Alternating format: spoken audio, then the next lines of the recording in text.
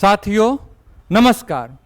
आज हम लोग जो बीपीएससी एईडीओ का एग्ज़ाम हुआ है, मैथ का पेपर हुआ 18 अप्रैल 2026 को, उसमें 10 ऐसे सवाल हैं जो बहुत सारे छात्रों को परेशान किए हैं। अधिकांश छात्रों को ये सवाल परेशान किए हैं 18/4/2026 को जो मैथ का पेपर हुआ था एईडीओ का, उसमें 10 ऐसे सवाल हैं जो अधिकांश छात्रों को परेशान किए हैं। उन सारे सवाल को, 10 सवाल को हम लोग देखते हैं कि आखिर वो सवाल किस तरीक़ा से बनाया जा सकता था कम समय में, और जिनका भी एग्ज़ाम अभी आने वाला समय में 20-21 को है वो मतलब अच्छा कर सकते हैं। वो मैथ का पेपर जिनका भी अभी बाकी है वो अच्छा कर सकते हैं। एक बार ये सवाल देख के जाइएगा कि अगर इसी तरह का क्वेश्चन अगर आपसे पूछेगा तो आप लोग सोल्व कर लीजिएगा। आइए क्वेश्चन नंबर 1 देखते। टोटल 11 सवाल लेके आया है। 10 ही सवाल ऐसा था जो बहुत ज़्यादा परेशान किया, लेकिन एक सवाल और एक्स्ट्रा इसमें रख दिए हैं। टोटल 11 सवाल आज देखेंगे। क्वेश्चन नंबर 1 देखिए। एक मिश्रण इस प्रकार है कि यदि अंश के 2 गुने तथा हर के 3 गुने को क्रमशः 10% प्लस है यानी कि वृद्धि एवं -30% बदल दिया जाए तो हमें 16/21 का 11% प्राप्त होता है। मिश्रण यानी भिन्न पूछ रहा है, भिन्न क्या होगा, यहाँ पे भिन्न के बारे में पूछ रहा है क्या होगा। अब देखिए अंश का 2 गुना है,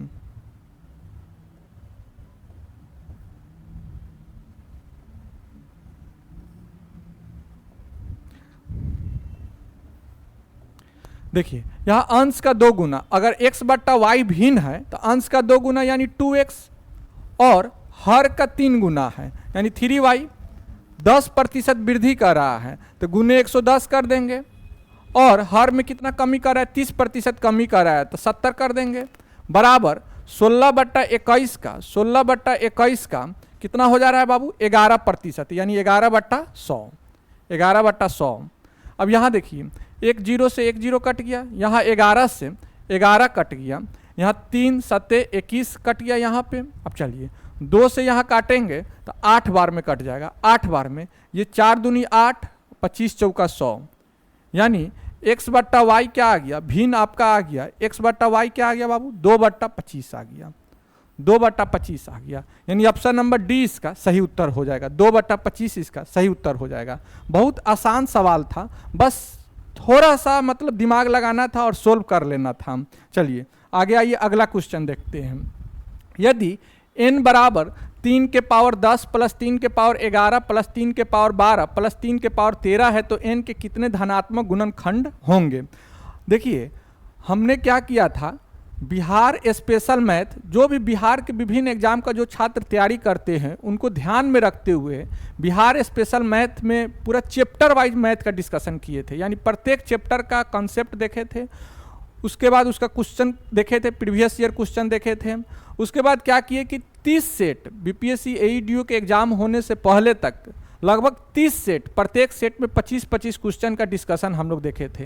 अगर जो भी छात्र इतना करके गए होंगे, देखे होंगे, उनको एक भी क्वेश्चन नहीं छूटा होगा और वो सारा क्वेश्चन को आसानी से सोल्व कर लिए होंगे। अतः जिनका भी एग्जाम है, बिहार के जो एग्जाम का तैयारी करते वो चैप्टर वाइज मैथ पहले देखिए, उसके बाद सेट डिस्कशन है, सेट डिस्कशन देखिए आपको आने वाला समय में जो भी आपका एग्जाम होगा बिहार का, उसमें क्वेश्चन आपसे नहीं छूटेगा, आराम से बना लीजिएगा। अब चलिए देखिए यहाँ 3 के पावर 10 हम लोग कॉमन कर लिए। चलिए 3 के पावर 10 कॉमन लेते, यहाँ क्या बचेगा, 1 बचेगा, यहाँ क्या बचेगा, 3 बच जाएगा, यहाँ 3 का स्क्वायर बच जाएगा, यहाँ 3 का क्यूब बच जाएगा। ठीक है बाबू। अब चलिए देखिए यहाँ 3 के पावर 10 हो गया। अब इसको जोड़िए, 3 3 9 3 27 और 9 36 3 39 1 40, यानी गुने 40 कर देंगे। अब 40 को अभाज्य गुणनखंड में तोड़ दीजिए तो 3 के पावर 10 गुने ये क्या हो जाएगा, 2 के पावर 3, 2 3 2 4 8, यानी हो जाएगा 2 के पावर 3 गुने 5 के पावर 1 हो जाएगा। अब अभाज्य यहाँ पूछ रहा है धनात्मक गुणनखंड कितने होंगे, तो जो पावर है सब में एक एक जोड़ के गुना कर देते हैं। यहाँ 10 है तो 11 हो जाएगा, यहाँ 3 है तो 4 हो जाएगा, यहाँ 1 है तो 2 हो जाएगा, 11 चौका 44 दूना 88 हो जाएगा, 88 हो जाएगा। यानी गुणनखंड की संख्या क्या हो जाएगा, धनात्मक गुणनखंड की संख्या 88 हो जाएगा, n का वैल्यू। चलिए ऑप्शन नंबर 20 का सही उत्तर हो जाएगा 88। आगे आइए देखिए ये क्वेश्चन प्रोबेबिलिटी का था। अब देखिए ये क्वेश्चन अगर जो बनाए होंगे मतलब समझिए कि उनका तैयारी बहुत ही अच्छा लेवल का तैयारी रहा होगा, वही बनाए होंगे, नहीं तो अधिकांश छात्र इस क्वेश्चन को छोड़ दिए होंगे। देखिए यदि 4 पूर्णांकों को यदि को यादृच्छिक रूप से, यादृच्छिक मतलब रैंडमली रूप से चुना जाए और उनका गुणन किया जाए तो उत्पाद का अंतिम अंक 1, 3, 7 या 9 होने की संभावना क्या होगी। अब यहाँ थोड़ा कॉन्सेप्ट समझिए, 1, 3, 7 या 9 कब आएगा, जब इसी चार संख्या में से, अब देखिए थोड़ा समझिए क्वेश्चन को, अगर 21 है, 21 में अगर 17 से हम लोग गुना करेंगे तो यूनिट डिजिट इकाई अंक क्या आएगा, 7 आएगा। अगर 21 में हम लोग 13 से गुना करेंगे तो यूनिट डिजिट क्या आ जाएगा बाबू, 3 आ जाएगा। अगर हम आपको कहेंगे 23 में 29 से गुना करेंगे, 29 से गुना करेंगे तो 9 3 27 आ जा रहा है, इकाई अंक आपका 7 आ जा रहा है। यानी इकाई अंक 1, 3, 7 या 9 आने के लिए वही संख्या रहना चाहिए, इकाई अंक उसी से गुना करेंगे तब जाके आपको, अब देखिए यहाँ गौर कीजिए, यहाँ 1 है, इधर 7 है, इधर 1 है, इधर 3 है, इधर 3 है, इधर 9 है। अगर थोड़ा आप गौर कीजिए, यहाँ 27 हम रख देते हैं और इकाई अंक यहाँ हम लोग लास्ट में 22 रख देते हैं तो क्या आएगा, 7 कभी 1, 3, 7 या 9 में से आएगा, नहीं आएगा, 7 दूनी 14 आ जाएगा। अतः हम लोग को ये चार ही संख्या ऐसा है, ये चार संख्या ऐसा 1, 3, 7 या 9, ये चार संख्या ऐसा है कि अगर इसका इकाई अंक और जो इससे गुना करते हैं उसका भी इकाई अंक इसी चार में से होना चाहिए, तब जाके इकाई अंक आपका 1, 3, 7 या 9 आएगा। अब चलिए ये चीज तो समझ में आ गया। अब आगे देखिए, अब इसको बनाएंगे कैसे।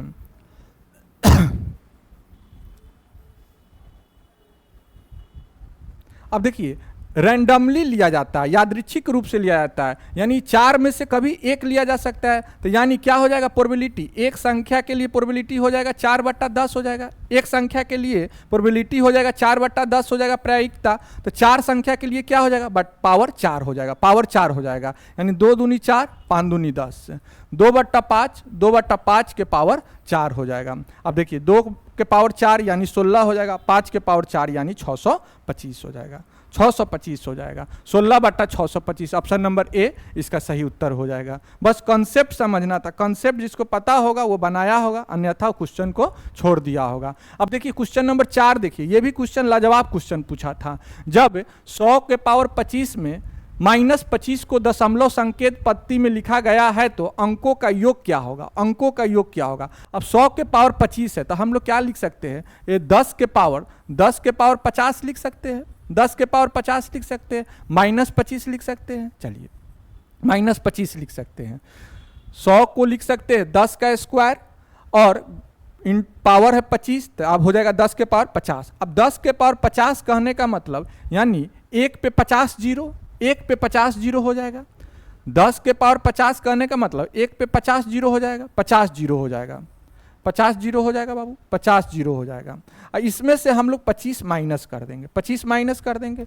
तब गौर कीजिए यहाँ डबल जीरो है, 25 माइनस करेंगे तो क्या बचेगा, 75 बच जाएगा, 75 बचेगा।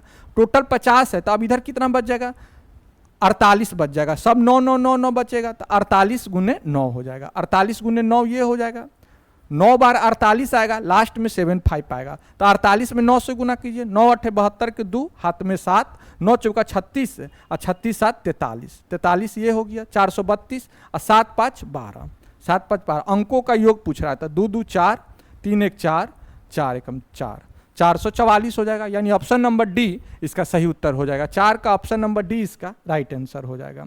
चलिए आगे आइए, 12,000 की राशि, 12,000 की एक राशि को 2 वर्षों के लिए एक निश्चित वार्षिक चक्रवृद्धि ब्याज दर पर निवेश किया जाता है। यदि इसे 2% अधिक ब्याज दर पर निवेश किया जाता तो 504 रुपया अधिक प्राप्त होते, मूल ब्याज दर क्या है। अब देखिए 504 रुपया अधिक प्राप्त हो रहा है बाबू, 504 रुपया अधिक प्राप्त हो रहा है, कितना पे बाबू, 12,000 पे प्राप्त हो रहा है, 12,000 पे प्राप्त हो रहा है। तो परसेंटेज हम लोग यहाँ से निकाल लेंगे, कितना परसेंटेज बढ़ रहा है।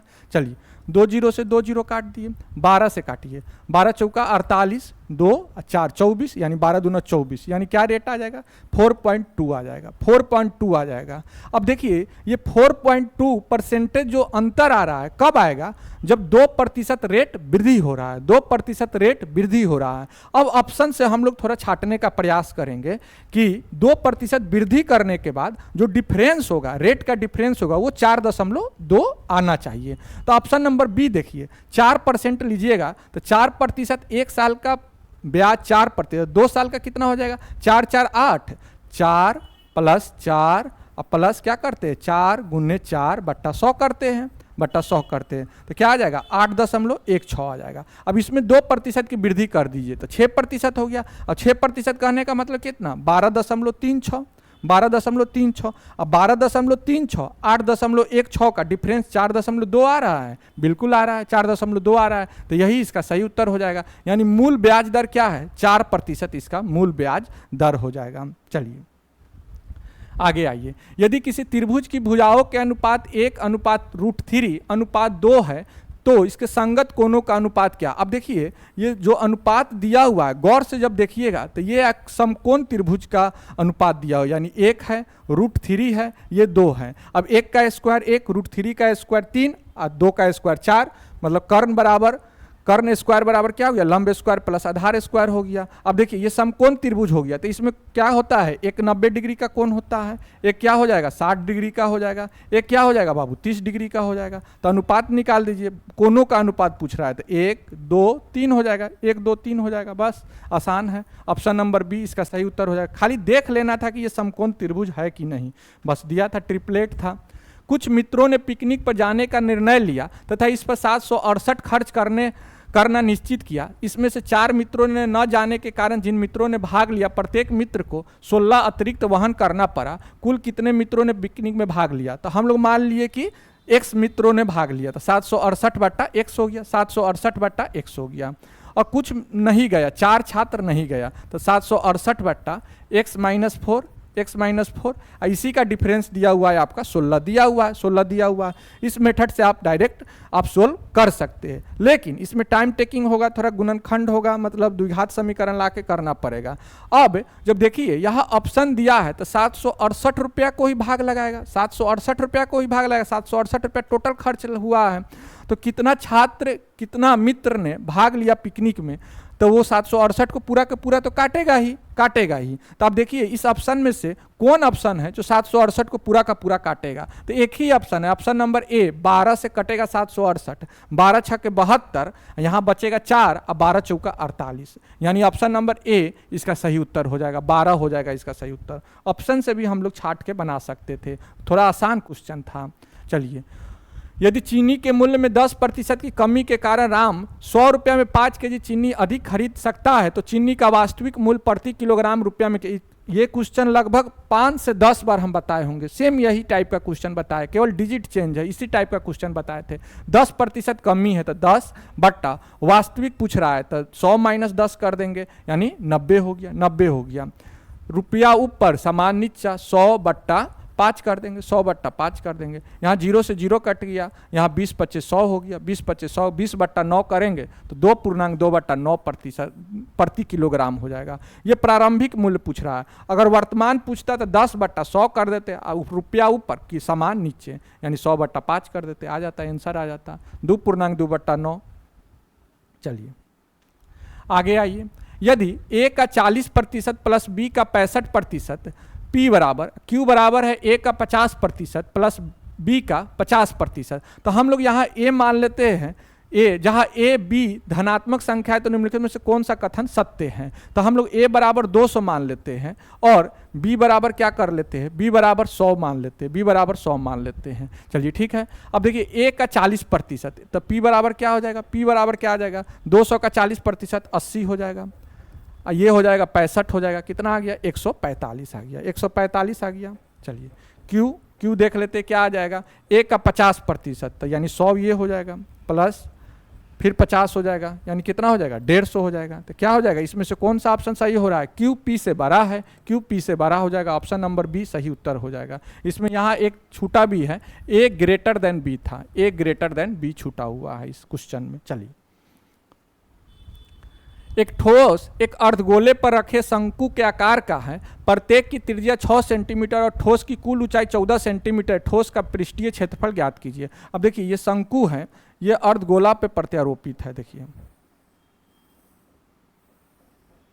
ये है, ये आपका त्रिज्या दिया हुआ है 6 सेंटीमीटर दिया हुआ है, पूरा ऊंचाई टोटल ऊंचाई आपका दिया हुआ है 14 सेंटीमीटर दिया हुआ है, 14 सेंटीमीटर दिया हुआ है, तो ये ऊंचाई कितना हो जाएगा 8 हो जाएगा, 8 हो जाएगा, क्योंकि त्रिज्या है तो 6 घट जाएगा यहाँ पे। अब देखिए ये आपका 10 हो जाएगा, 8 6 तो 10 हो जाएगा। अब देखिए आप पूछ रहा है संपूर्ण ठोस का पृष्ठीय क्षेत्रफल, तो गोला शंकु का पृष्ठीय क्षेत्रफल क्या हो जाएगा, पाई आर एल होता है। शंकु का पृष्ठीय क्षेत्रफल पाई आर एल होता है, और अर्धगोला का पृष्ठीय क्षेत्रफल क्या होता है, 2 पाई आर स्क्वायर होता है, 2 पाई आर स्क्वायर होता है। पाई यहाँ कॉमन कर लिए, पाई कॉमन कर लिए, आर कितना है 6 है, और यहाँ एल कितना है 10 है, तो 6 में 10 से गुना करेंगे 60 हो जाएगा, प्लस अब आर स्क्वायर, तो 6 का स्क्वायर 36, 36 दूना 72, 72 7 6 13, 132 पाई हो जाएगा, 132 पाई हो जाएगा। बस यही इसका सही उत्तर हो जाएगा। ऑप्शन नंबर सी इसका राइट आंसर हो जाएगा, 132 पाई। चलिए आगे आइए।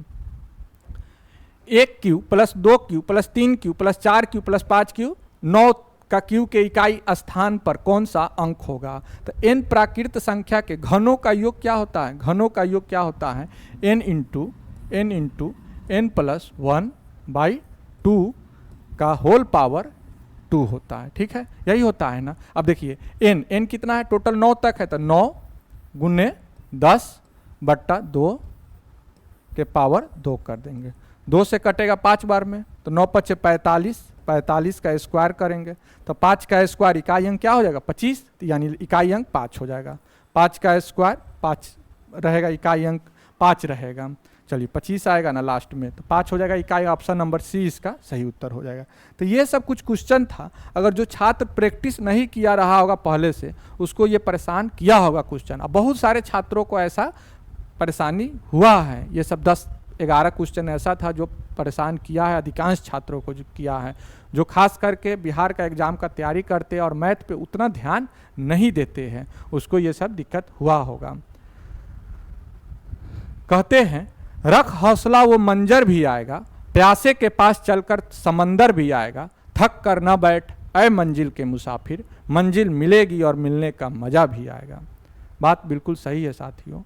साथियों अगर आप मेहनत करते हैं तो जीवन में आपको थकना मना है, क्योंकि आप जब पथ पे आगे बढ़ रहे हैं तो बढ़ते ही रहिए।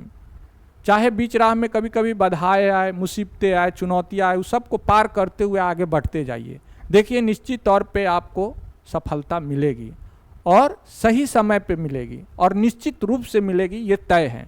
बस आपको थकना नहीं है, संघर्ष पथ पे एकदम अग्रसर रहना है, हमेशा आगे बढ़ते रहना चाहिए। पूरे दिलो जान से मेहनत कीजिए, ईमानदारी से मेहनत कीजिए, क्योंकि किस्मत उसी का साथ देता है जो पूरे ईमानदारी और शुद्धता के साथ मेहनत करता है। अतः आप लोग पूरे सच्चे दिल से, सच्चे मन से मेहनत कीजिए। देखिए सफलता आपके पास चल के खुद आएगी, और कम समय में, सही समय में आप सरकारी नौकरी को प्राप्त कर लीजिएगा, अपने लक्ष्य को प्राप्त कर लीजिएगा। तो आप लोग अच्छे से पढ़ाई कीजिए, मेहनत कीजिए। फिर मिलते हैं किसी नेक्स्ट वीडियो में। अभी के लिए इतना ही। Thank you so much.